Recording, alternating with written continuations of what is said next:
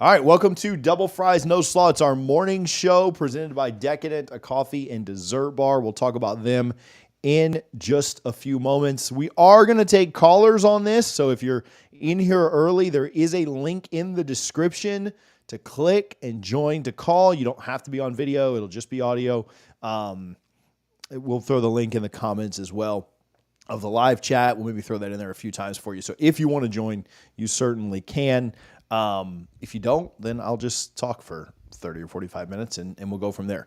So appreciate you guys for tuning in. Hopefully you have some coffee. If we get some really good callers today, or if we get any really good callers, I've got a couple of staged ones, so those don't count. But if we get some really good callers today, then maybe we'll give away some coffee from Decadent. So let's get after it. Florida State finally wins a game against Cal. In a game that I think was frustrating for fans. I've rewatched it twice now, and I don't know. I'm a little more encouraged. Like, I know you guys want to be miserable and people are not happy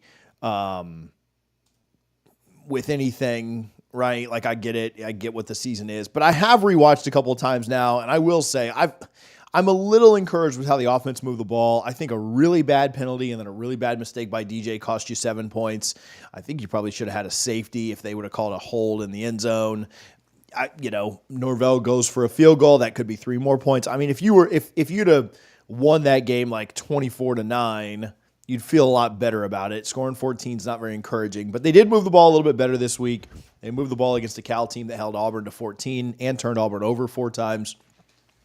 Maybe they can get the offense going in the right direction a little bit more this week, and we can get to, I don't know, I think to beat SMU, you're going to need to get up over 20. I don't really see you holding their offense under 14 again, but we'll see, right? Florida State's offense just has to get better, but I thought there were some encouraging signs from it this last week. Not encouraging enough. I'm certainly not giving them much praise or credit there, but to me, the offense looked a little bit more fluid than it had.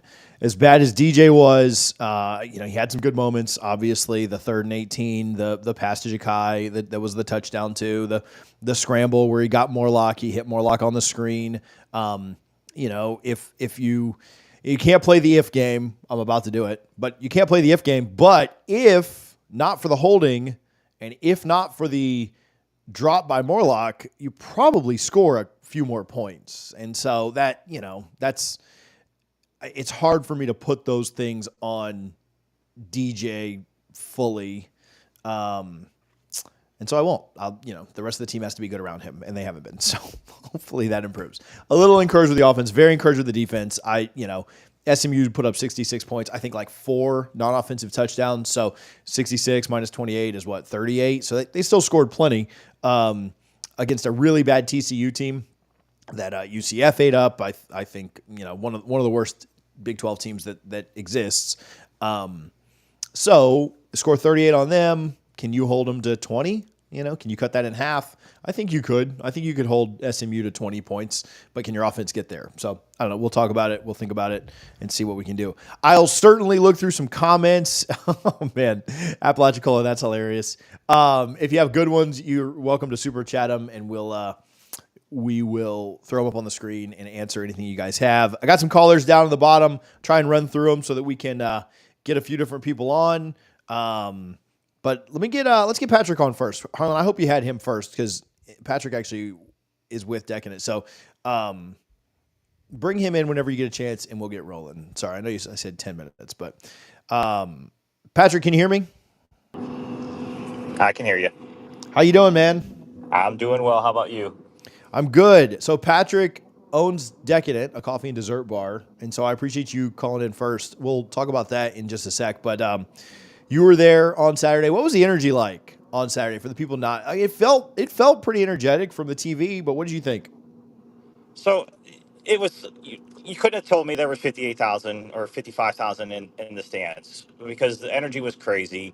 When we had all the forced penalties when Cal was on their one, definitely had that environment. It was a great environment. It doesn't seem like we're a team of fans supporting a team that was 0-3 at the time. There's a dedication behind the team. I know the energy before the game, the booing. Some hated it, some liked it. I mean, it's not the first time we booed a quarterback at Florida State. I'm sure it's not going to be the last. But you know what? There's ways to express our opinions, and to each his own. I mean, but the energy there was I'll call it unlike what I was expecting to have a stadium that was under construction. So it was a great environment. Everyone seemed to be very behind the team, and just the effort was there. A couple of the changes that I got to see with the way they do the war chant and then the Seminole Wind. So the environment, the game day experience is getting better. I think once we get a better product in the field, we'll have a better game day experience. But speaking of game day experiences, TJ, what do you think will be best to make it even a better environment outside of field of play to get more fans to be more involved into the game? I mean, it's so tough. Like you said, the biggest thing is winning, right? But outside of that, it is really tough because the product at home is just so good. And so I think that makes it pretty difficult to, how do you figure out how to combat that? And the product at home is so much cheaper than the product there. Like Florida State struggles with this more than any other school in the country, just being so far away from most of their fans. Being, Michael Alford talks about it all the time. Most fans drive 4+ hours to get to the game. And so it's expensive. It's hard to get to. I mean, I'm obviously doing the opposite of answering your question right now. But it's definitely a challenge because it's cheap at home. The product is really good on TV at home. You can watch other games. I mean, people, I do think that keeping up, and I know this is coming. I think Wi-Fi is a big deal, and it shouldn't be. Like you're going to the game and you should just watch it, but people do want to know what's going on elsewhere. Like if Florida State's playing Florida, maybe you don't care about other games. But if Florida State's playing Cal or teams that they should typically be blowing out, you kind of want to know what's going on in other games. Maybe you want to pull those games up on ESPN and watch them while you're in the stands. And maybe that's not the best for the fans, or for the team, but if you're up by 28 points, then who cares? People want to be connected on social media. They want to know what's happening with injuries and what's happening, what are analysts saying while the game is going on. And so it seems like a small thing, but I do think Wi-Fi legitimately enhances the experience of the game. And it's an expensive thing. We've talked with Michael Alford about it. I do think it helps. I think that helps a ton. I guess trying to do like more family stuff, I know they're going to a lot of the luxury stuff for the high-end owners and stuff. But I do think trying to do more family stuff, whether that's, I know they do family day, but like stuff where you can kind of bring your kids, because it is expensive to, the fact that you have to pay for you to get in and your spouse and then your kids and everything else, like it becomes a pricey thing. Food is not cheap, and it's not a Florida State thing. Like that's everywhere.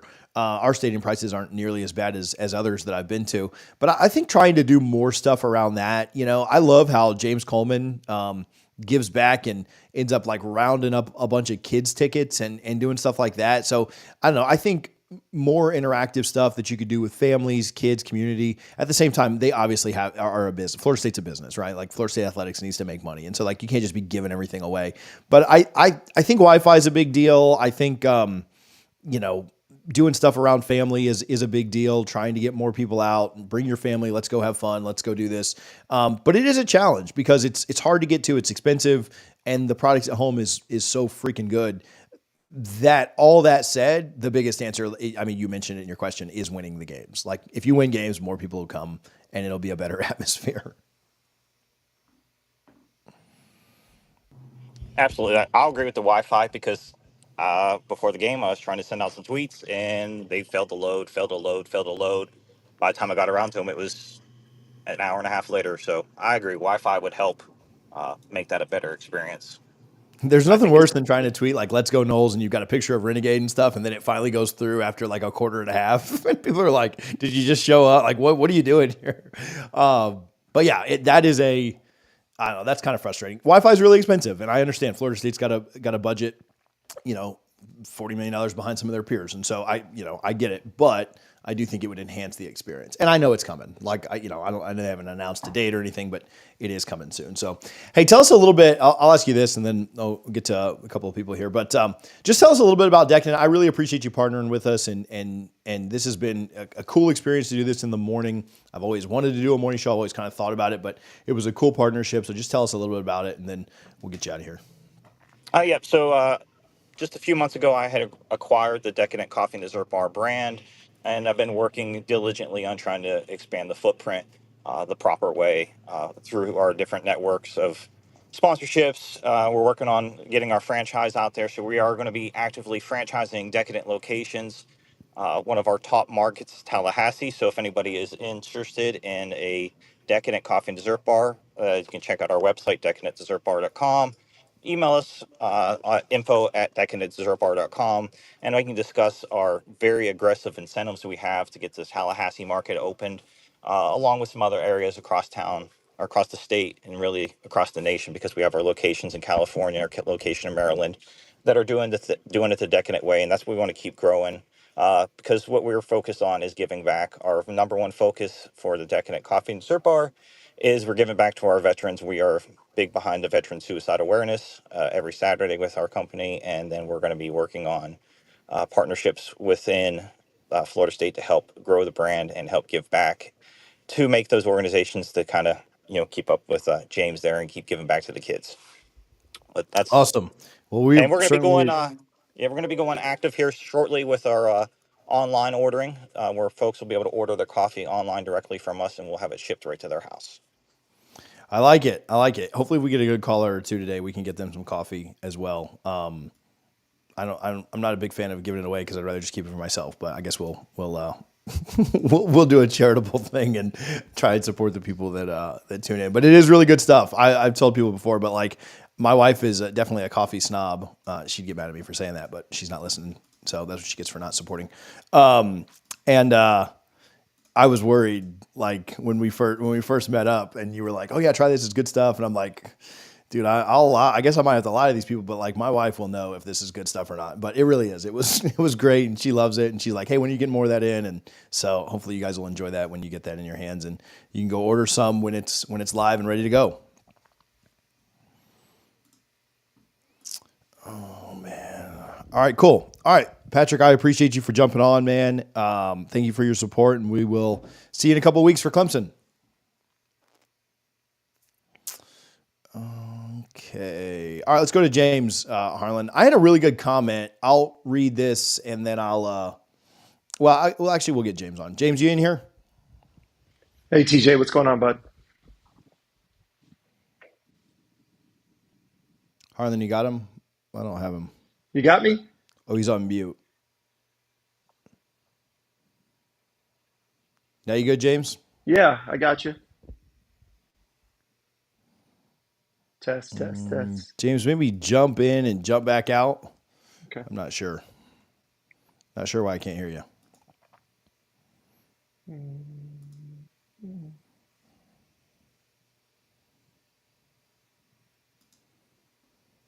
You got James Harlan? Huh. Was it coming through on YouTube? Oh, that's weird. Yeah, I couldn't hear him at all. He was on the new scene? All right, we'll try it when he gets back on. I got a really good comment. Somebody had DM'd and said that they couldn't make it on the show, but they did want to say something. So I will read this. Michael Keene said, I watch all your shows, but won't be able to call in. But most everybody talks about DJU in this offense in context of this year. DJU is a huge issue with his inability to move his feet and get the ball out quick with slow reads. My problem is this season is cooked. I don't care if right now DJU is the best choice. Maybe wins us 3 more games. I'm worried about next year. Season opener to a team like Bama, and we will have a QB start with very little or no experience. Why are we not now looking toward the future? I fear if we leave guys in this year to save something that at this point can't be saved, we'll be a similar boat next year with a slow start. We're trying to find a way out, and we can't be around, or definitely can't be below 500 next year. Norvell needs to make changes on the field so that his staff, and in his staff, or we're going to fall so far behind in this new era of college football. Okay, so a couple of things there. Let's go one at a time. On DJU, yeah, I agree. I think Mike's goal right now is to win games for this year. And I think the fan base, I agree with you. The fan base doesn't care necessarily about winning games this year. Now, I think in the moment, in the week to week, like when we were playing against Cal, like Florida State fans were like, yeah, let's win this game. But in the week to week, they also are like, man, let's just prepare for the future. I will say this. I think it's probably, and maybe this isn't a take that isn't going to be liked, and I've kind of been on the anti, bench DJU guy, and I'll just, I guess, kind of keep wearing that cross. But I don't know that benching DJU this early is necessarily what I would do. I don't know that making the move to Brock this early is what I would do for a couple of reasons. One, I don't know that you want to put Brock or Luke out there behind this offensive line and with this bad of wide receiver play around him. And I don't know. I don't think you would necessarily ruin them, but you certainly could screw up their confidence. You certainly could. They could potentially get injured. And so I don't think there's one thing that's keeping DJ in, right? I think there's probably several. It is trying to win games, because I do think it matters for recruiting. If Florida State was able to get to 6-6 and then maybe win a bowl game and be 7-6, I think that's a big deal as opposed to going 2-10, right? So I will admit that. Like, I think that the perception, the narrative around it would be big for recruiting. Like, we go to 2-10, I can't imagine how many guys we hold on to, or how many guys try and transfer out at the end of the year. So I do think that there needs to be some level of success there. I also think that the idea of putting Brock in and just knowing that, yes, you want to get him reps for next year, but you're losing games close right now.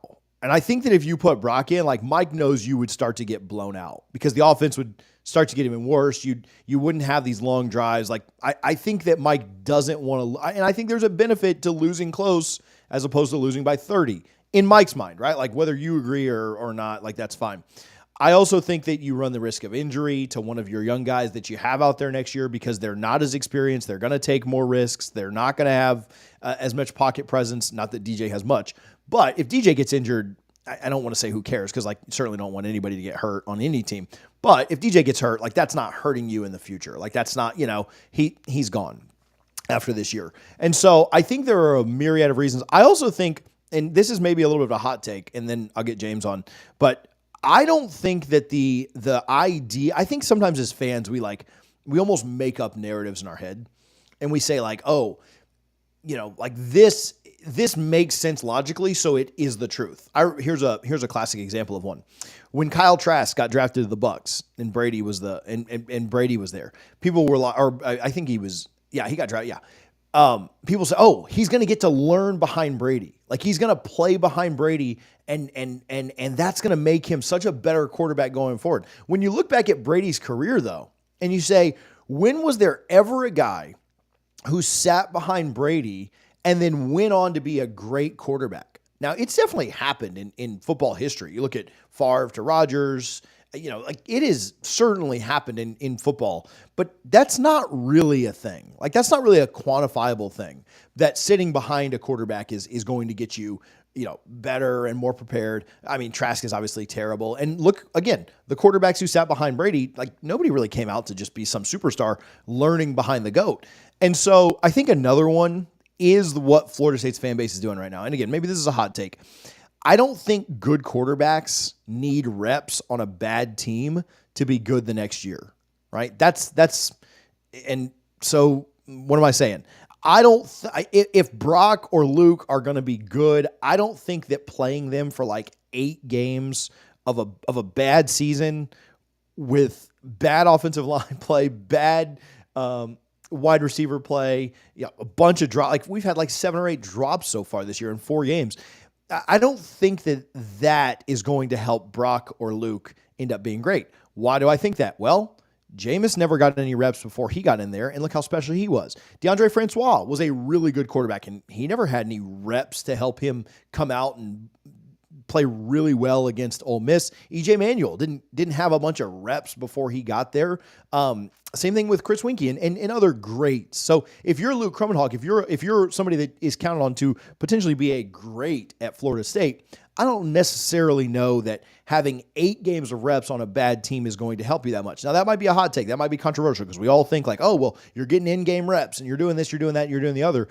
I don't really think that matters, right? And maybe I'm wrong. Maybe that's a hot take. Maybe I'm an idiot. I don't think it's that big of a deal, especially on a bad team. Now, Arch Manning getting reps with Texas's talent when Ewers is down or when Ewers is out, that sure, we could certainly talk about that. But I don't think Luke or Brock getting reps for 8 games on I think you're more likely to develop bad habits because you're getting chased around, you're having to throw on the run, you're not setting your feet, you're scared to death you're going to get blindsided because your offensive line can't block. I think you're more likely to develop bad habits in those reps than you are to develop good ones. Again, maybe that's a hot take. Maybe I'm an idiot. I'm okay if you guys think so. But I don't really see that as big of a benefit, especially this early in the year. If you want to do that late in the year when you're playing the North Carolinas, the Dukes, the Charleston Southerns, the Florida's defense, that I can probably get on board with. But I don't know that putting Brock or Luke out there and sacrificing them to the Wolves against Clemson and Miami is really that smart of a thing. So that's my take on the quarterback situation. I understand why we want Brock. I understand why we want to bench DJ. That's why I think Mike Norvell's not doing it, because I think Mike Norvell and I'm not saying what percentage, but some combination of those factors is why he's sticking with DJ at this point. All right, now that I've gone on that kind of rant, James, are you in here now? Can I hear you? Yeah. Can you hear me, TJ? Yeah, I don't know what it sounds like it was a issue on my end last time. Sorry to make you sit there through my whole rant, but No, it's okay. What you got going on today? Or we can talk about that if you think I'm an idiot. So I actually do want to talk about that. But first I want to say thanks to Patrick at Decadent. Obviously as a disabled vet myself, when people give back to organizations that support that, it's much appreciated. So thanks to him. And I hope everyone, goes and tries them out. Thank you guys both thank you guys both for not only calling in, but your service as well. And thanks, Patrick, as well. And then secondly, game day, I did want to talk about the game day experience. For me, myself, first of all, nobody likes 12 o'clock kickoffs. So we like the 7 o'clock, 7:30s. However, you mentioned it, with the hotel prices so expensive in and around Tally, if I have my young ones with me, we're forcing them to push, all the way back to the St. Augustine area, many hours, which is really rough. So I think that, if there's anything the university could do to work with the city of Tallahassee to help bring those costs down, not sure that they could do that, but that would be, for me, a game changer. And then, really onto DJ. So listen, I think that there's a good quarterback in there. I really do. He was a 5-star for a reason. I think he might have been the number 1 overall recruit the year he came out. I think that, he's a confidence guy. I mean, he did not play bad last year at Oregon State. I think he had flashes of brilliance at Clemson. I just don't think this offense really fits him.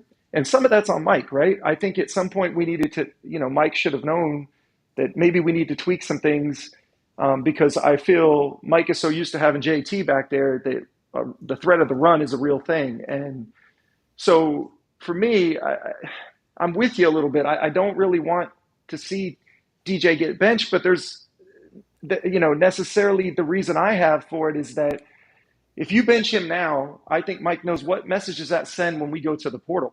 If I go there and I'm not successful, my chance of trying to shine at a major university like Florida State to get to the NFL could be thwarted because there's no loyalty there. And I think that's part of what's playing into Mike's mindset here. He's thinking long game. And also, I mean, you have to think he sees them every day in practice and we don't. And is DJ that far ahead of Luke? Is he that far ahead of Brock in practice? I mean, he must be, because I don't think Mike's in the business of just wanting to lose games. So, I'm with you on that, TJ. I think you kind of got to stick with him. And I also, the last thing I'll say on DJ is I'm never been a fan of booing your own players. Listen, I was at the game. I'm at all of them. And I'm frustrated with DJ just like the rest of us are. But I would never boo our players. As long as they're suiting up in garnet and gold, you got to give them your support because that's only going to shake that confidence more. And I think the product on the field is going to show that. So I digressed on the DJ situation, but that's just my thought. I really believe Mike is just trying to show loyalty for the long game approach. Yeah, I mean, like I said, I think fans. I think fans kind of see it kind of cut and dry, and that's fine, right? Like, there's a lot of, but to me, there's, like you just said. I mean, you brought up two factors that I didn't even think of, like two things that I didn't even mention in my rant, and I think that Mike is probably considering like 10 different things with this decision. It's not just cut and dry, toss the year, get reps for next year. Like, there's a lot of other things that go into it. And I think when he weighs all that out in his mind, he says, hey, I still think this is the best choice. Now, Florida State loses to SMU, and I expect DJ to start the next two, unless he goes out and throws like 3 picks or something against SMU. I think he's going to start DJ against Clemson. First of all, being his old team, I think that game's kind of I'd certainly like to win it, but I think that game's kind of a wash anyway. I think he's going to start DJ the next 2 games. And then if that goes really poorly, you're into the back half of the season, you play a Duke team off of, and you get a bye.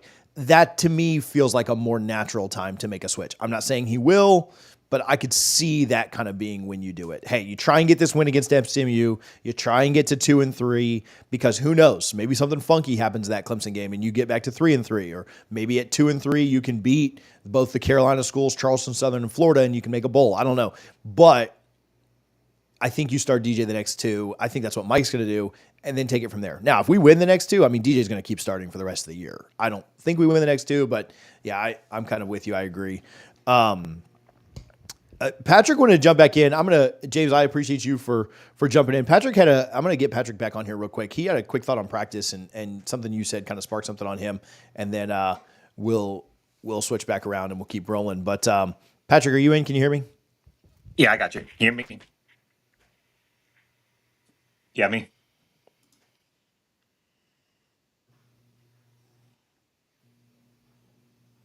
Harlan, I don't have him. I don't know if it's the same issue as last time, or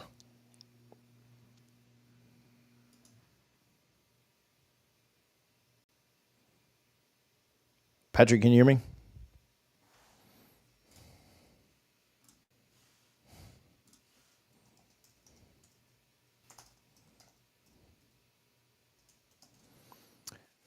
Maybe Now? Yeah, you're good. Yeah, you had a thought on the practice side. Okay. Yeah, so I got the distinct privilege of attending a few practices during the fall, and to your point, James, what are they seeing at practice? And I'm not going to say I was a prophet, but TJ has the text message back and forth between us. There was definitely some questionable decision making earlier in the fall by all the quarterbacks. So I mean, is DJ our best solution right now? Possibly, but I know Brock and Luke are definitely chomping at the bit and making every opportunity they have at practice to lobby for their case. So I know there's something behind there that we're not seeing. The loyalty piece does make sense to us, but definitely the practices, there's some times to be out there to see it.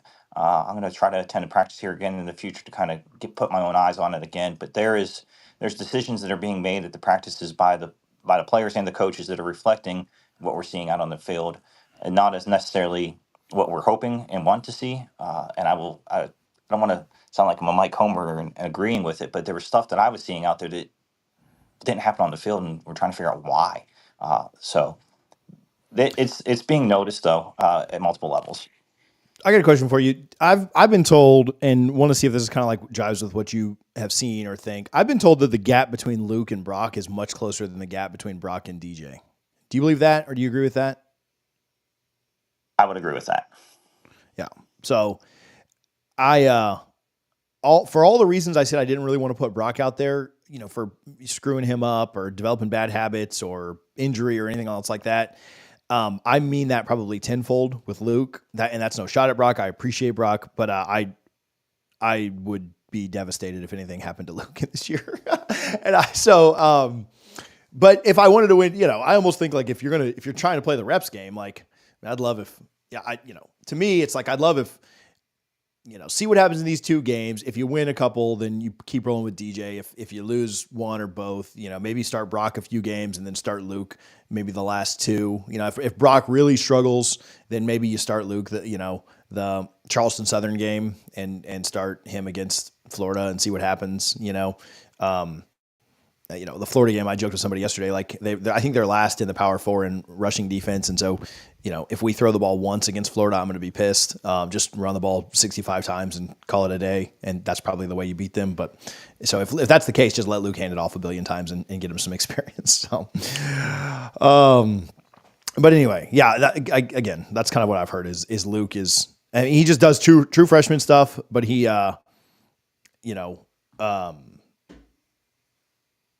makes some pretty remarkable plays too. So I certainly would like to see him out there. This has certainly turned into a quarterback show as well, but that's fine. That's what people want to talk about.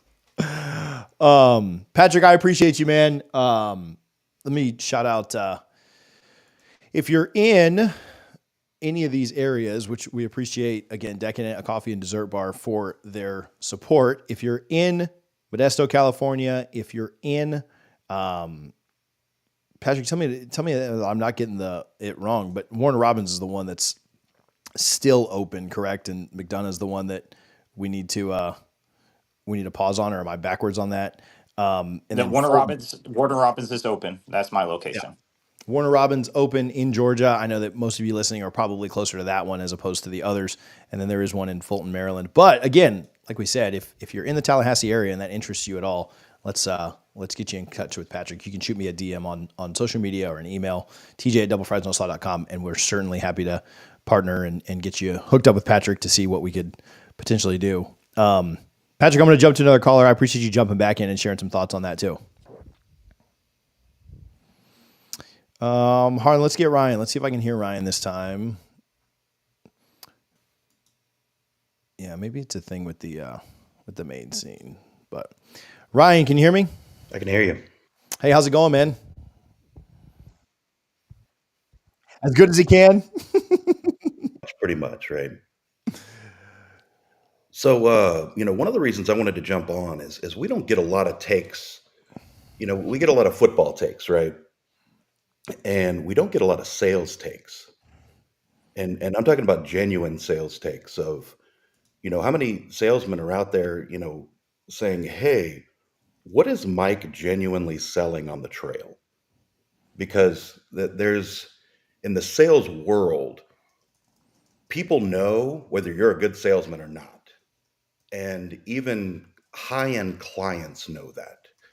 And there seems to be a disconnect with the really high-end talent in recruiting. Travis Hunter did Mike pretty dirty, right? Yeah. And then KJ Bolden kind of did the same thing. Really kind of talked down on us after the fact, about how he was glad he didn't choose Florida State, et cetera. And that there seems to be a very difficult close for the really high-end prospects as we close a recruiting class every single year. So is it Mike himself? Is it the message? Because again, when you go back to the 247 article, they don't know where they stand with these guys, and then all of a sudden they get ghosted. So what is he selling? What is the message? And is it Mike himself? Is it, when Jimbo wanted to lock somebody down, he put the blazer on, right? He's going out on the trail, he's putting the blazer on, and he's going to pick up his guy. So what is the disconnect? Yeah. All right. First of all, that's a great question. And second, I also love the Jimbo blazer reference. And no matter what the thoughts are on Jimbo right now, we all used to love when he put that jacket on. So, yeah. So I think it's a few things. And I will say this, if I knew the answer to that, I wouldn't be making these videos anymore. I'd be on staff closing out these recruitments. So I don't have a perfect answer, but I do have some thoughts. First of all, I do think it's a little bit of, there's several factors. It's not just one thing. There's no way it's just one thing. I do think that Mike is very genuine. I think he's very likable. Like I've been around him in media settings and non-media settings, and he is just a really cool guy, like fun guy to be around. He jokes, he's like very personable, like he'd be a cool guy to go watch a game with, right? And I think he's very genuine. But I do think I don't know that like the Bobby Bowden era of just like, being a good Christian and loving their moms is like enough to get kids to commit anymore. I think you have to like look at the best recruiters. Like you have to be a little bit of a sleazeball. I don't know if that's the best word or not, but you gotta pressure a little more. I don't think we pressure kids. And maybe there's some good in that. Maybe like morally, that's kind of good. And I hate him, right? Like I can just be honest. I hate Mario Cristobal because he's just like, I don't necessarily think he's a very good person. Like I think he lies and pressures kids. And I've heard things behind the scenes that are just not good, but he like is going to close the sale, right? Like as a guy that was in sales for like 10 years, like he's going to close the freaking sale. And you might hate him at the end of the day, but then he's going to get the job done. And he demands perfection. The other thing that Mario does and does it really well is he demands perfection out of his staff. Like I don't think he lets his staff sleep. Christmas, like you ain't taking Christmas, go call another recruit. Our staff doesn't have that same fire. And so I think that, I think other recruiters, like other just like down and out, like, I mean, we all knew that Tim Brewster was a sleazeball. But he was a great recruiter. Like that, I mean, you got to have a little bit of that to you or to people on your staff, right? Like, I don't think that every good recruiter out there is just a bad person. Like that's not necessarily the point that I'm trying to make. But I do think they have that like that drive to close. And I don't, I think Mike and them, I think some of the things he said, like, hey, this program isn't for everyone. It's for all the real ones. Like, no, this program is for like the 5 stars, right? Like go, tell them like, don't be buddy, like pressure them into staying. And I understand the idea of like, oh, well, if they weren't, if you have to pressure them, then they weren't going to stay anyway. And it's like, well, it worked for Armando Blunt. Like it worked for Zaquan Patterson and this guy, that guy, the other, like to go to Miami. So I don't know. I think that that's part of it. I think that, the staff is the biggest problem. I think at the end of the day, the head coach is very, very important for recruitments. I think that you having a staff that finishes and closes and cares about recruiting is really, really important. And then obviously like the staff is going to take on the personality of the coach. I also think that Florida State, because of the way they built, and I have no problem with the way that Mike turned things around through the portal, it brought us success a lot faster, and ultimately winning games on the field is what matters the most. I think they've been able to be negatively recruited against due to some of their circumstances. The first couple of years, because Norvell had 8 wins over 2 years, it was very easy to negatively recruit that. The next couple of years, all of our playmakers, all of our stars were from the portal essentially. And so to high school kids, it was pretty easy to negatively recruit that. Now, I mean, Mike Norvell's seat, like you got to figure out a way to counter that. You got to figure out a way to say like, yeah, but we're winning. We're going to put the best players on the field and we're going to win, and for whatever reason, Norvell hasn't been able to counter that. His staff hasn't been able to counter some of that negative recruiting. I think they've, and then maybe the last part of it is I think they have a philosophical issue right now with how they construct a roster and the way that they allocate NIL resources. I thought Sinone's article was really good, talking about how they ended up having to overpay for some guys that you're seeing aren't performing on the field right now. They ended up having to overpay to keep some guys because they were scared about guys transferring out. And then those guys, like how well are they playing? So because of that, I mean, your budget is your budget every year, and you can't necessarily offer an insane package to somebody if your budget's tied up in other stuff that isn't returning, isn't a good ROI. Now, in the portal last year and the portal the year before, they got really good ROI on what they did, right? Like they did a good job. So it is a 1-year blip. It is a 1-year issue. But I think all of those things together are kind of where Florida State's issue is in recruiting. Like you got to have a better staff. You got to care about it more. You got to allocate more resources to it. There's a narrative, there's a perception. I don't know how true it is, but there's a narrative, about Florida State lowballing guys and being cheap with recruits. And, if you're Georgia, I think you can get away with that. If you're Ohio State, I think you can get away with that. If you're Bama, I think you say like, no, we're Bama. This is what we're offering of you. You want to come here? You want to go to the NFL? Great, let's go. I don't think you can do that at Florida State. Like, I understand that me and you love Florida State more than anything else in the world, and that would work for us. That might work for our kids, but that ain't working for just some random 5-star, right? Like, you gotta be fair. And so whether they're lowball and whether they're not, I don't know, but that is the narrative. That is the perception. And so, you got to be better than that. I talked to somebody at UF. UF kind of has that same mindset too. Like, they think they're the Harvard of the South or whatever. And they lowball kids at times. And they say like, well, this is the University of Florida. We're the flagship college. And that doesn't matter. Like, kids don't care about that crap. Like, they want money. Right. And so anyway, those are some of my thoughts. I don't know. I went on a ramble, but there's a lot of it. Like, all of that stuff needs to be fixed. Like, Mike has to truly care about recruiting more. I hope he does after this year. But I think Mike himself needs to care about recruiting more. And if he does, we'll see some success. If he doesn't, it's going to be tough to pull himself out of this thing. But one thing about that, I do want to say this, and it does go back to the whole sales thing, right? If you're a really good salesman like Cristobal, right? Like, Cristobal is not going to have any kind of negative recruiting affect him.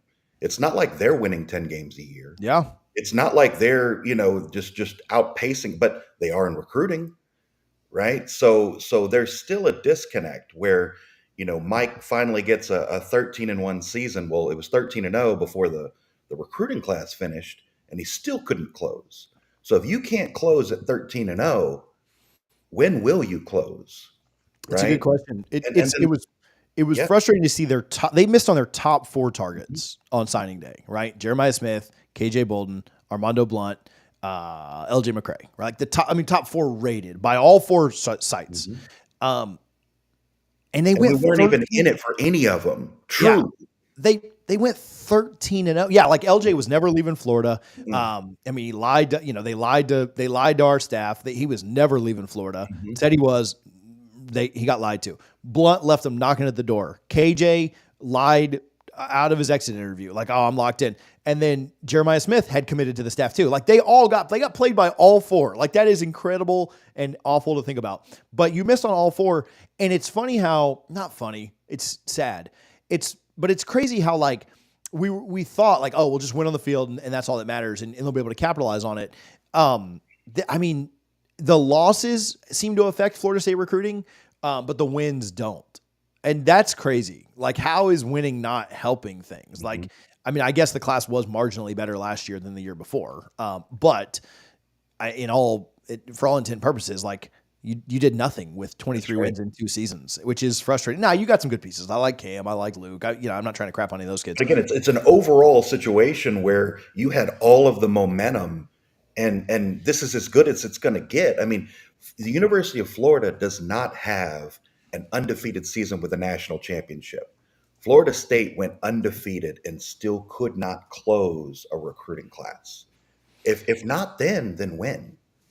Yeah, I think, and I was somewhat under the belief of like, man, if you can recruit like top 10-ish, right? Like, you don't have to be top 5. Like, if you can consistently be in like that 6 to 9, 6 to 10 range and continue to put that out, like, you're going to make, just that alone should make you the playoff like every year, right? Because you have top 7-ish talent, right? Like, that's, and then if you continue to evaluate and do well in the portal, that'll probably bump you up a little bit more into that, like that top 4 to 6 range. And, who knows? You put a year together and you'll go out and win a championship. Like, expecting to be in the top 5 every single year, like 2 programs in the country do that. So, like, I think that's a little bit of a lofty expectation. But, you've gotten worse, right? And this year is proving that. And there needs to be the only way, and to me, that's why it's not really about the wins and losses. It is about the way that Norvell and his staff approach recruiting, the way they care about it, the way they invest in it, the way that they try to recruit. If they start trying, if they start caring, if they start allocating more resources, if he brings in coaches that are recruiters, it's still Florida State. Like, I don't want to say it's not hard, but like, it ain't that hard Miami ain't won nothing in 20 plus years, and they bring Mario in and immediately top 8 class, top 5 class, top 5 class. Like, it ain't that hard. Like, they didn't have nothing to sell down there, but hopes and dreams, and losing to Middle Tennessee State, and he still brought in a great class back to back years. So yeah, if you bring in people that actually care about recruiting, even Florida Florida went 5-7 last year and out recruited us. That's right. That's right. That's insane, man. You just got to bring in people who will actually call kids and care about recruiting. Like that's what it is at the end of the day. It's not wins and losses. It is bring in people who care about recruiting and make them recruit. And if you actually look at Florida, it's 2 years back to back with losing seasons. So, and then going into the next season, everybody knew Billy Napier would be on the hot seat. So even though he's on the hot seat, he's still out recruiting a 13-0 Norvell. So that's pretty pathetic. Yeah, it's again, if you don't care about it and you let the narrative be that you don't care about it and you Mike talks about the standard and accountability, and I'm not out on Mike. Like that's not my take here. But if you're going to talk about the standard and you're going to talk about getting 1% better every day and you're going to talk about accountability and the climb and everything else, why? I mean, I would rather Randy Shannon not even try to recruit. I'm not even making a joke here. Don't even try to recruit. Don't spend 1 minute of energy recruiting if you're Randy Shannon. Spend all of that time trying to make our linebackers better, right? Like I'm not even making a joke. I would because it is so worthless for Randy Shannon to try to recruit. Like he's so bad at it. I would rather him spend all that recruiting time working with our linebackers to make them better. And I wouldn't say that for every coach on staff. Like I think, Ron does a fine job. Wide receivers have been good. But for him, just work with the kids. Like just work with the defense, work with Fuller, work with the linebackers and go from there. And if that's what you say about your linebacker coach, when you got Nicholson down there at Miami, absolutely killing it, that's a sad state to be in. So if you don't, if he doesn't one improve the last thing staff, before I got to go, I do want to touch on this about the resources. When you're a bad salesman, what happens is you end up having to drop your pants and give all the money. Yep. And that's what we did. So applying more resources is not going to help the situation. Yeah. Right? Like you're not selling someone on a school if you're just outbidding everybody. That's not a sales process. Right? Like you just outbid and that's not good either. And that is a product of not being a good salesman. If he was a better salesman, they wouldn't have to outbid people for marginal players, right? Because that's kind of what we did in the portal this year. Yeah, no, you're absolutely right. And what's crazy is they're not even in some situations, they're not even getting to the negotiating table. Yep. Like they're so far out of it that, I mean, there is some, I think there's a perception of just like every kid goes to the highest bidder, which some kids do, right? But you're exactly right. Like the relationship, everyone's getting paid. And so it's not like, Miami is offering every kid $2 million more than we are, or Florida's offering every kid $1 million more than we are. Like that's not really how, like you're talking marginal amounts of money in the grand scheme. This college is offering 700. This college is offering 750. Like relationships are worth more than what is that? 14% of your payment. Like it's just not that much to matter. Exactly. No, it's less than 14. That's bad math. But like now there are some situations for a Jeremiah Smith, for a Cam Ward, like program changing guides where like a bidding contest is going to happen.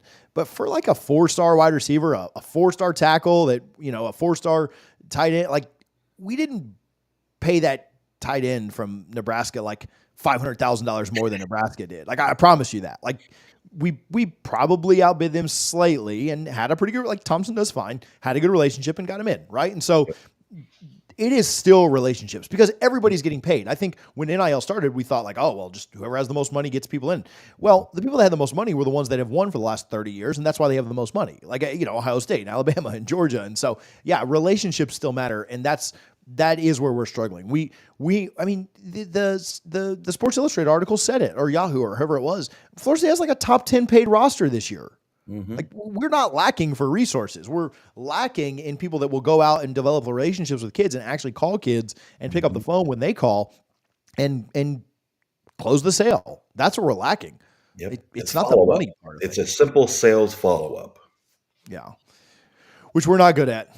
Just to be very honest with you, I don't think our staff prioritizes recruiting, and I don't think they care about recruiting. Maybe that'll change because they're getting embarrassed this year. So I don't know. I would hope that changes, but I get paid a lot less than they do. So who knows? Yeah, I appreciate you, man, for tuning in and chatting with us a little bit today, bud. No problem. Thanks, DJ. Yeah, of course.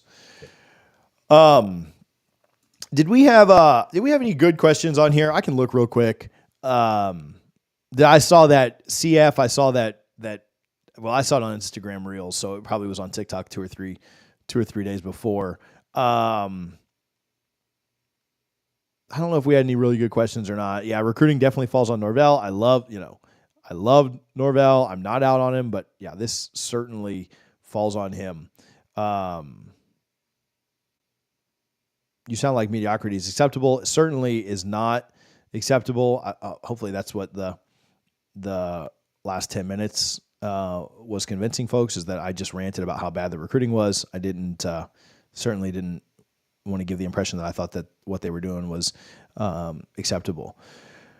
Yeah, you have to have some used car salesmen. You got to have some guys that are a little bit sleazy. Like, again, Brewster's not a good guy. Brewster's I've heard some things that are just not great. But Brewster got the job done, right? So maybe you bring him back as a recruiting coordinator. I think he's kind of damaged goods at this point. But hey, all right, we went a little bit long today. Appreciate the callers. We'll do this again soon. Appreciate you guys, as always, for the support. Hit the thumbs up on the way out. We will talk to you soon. Go Noles.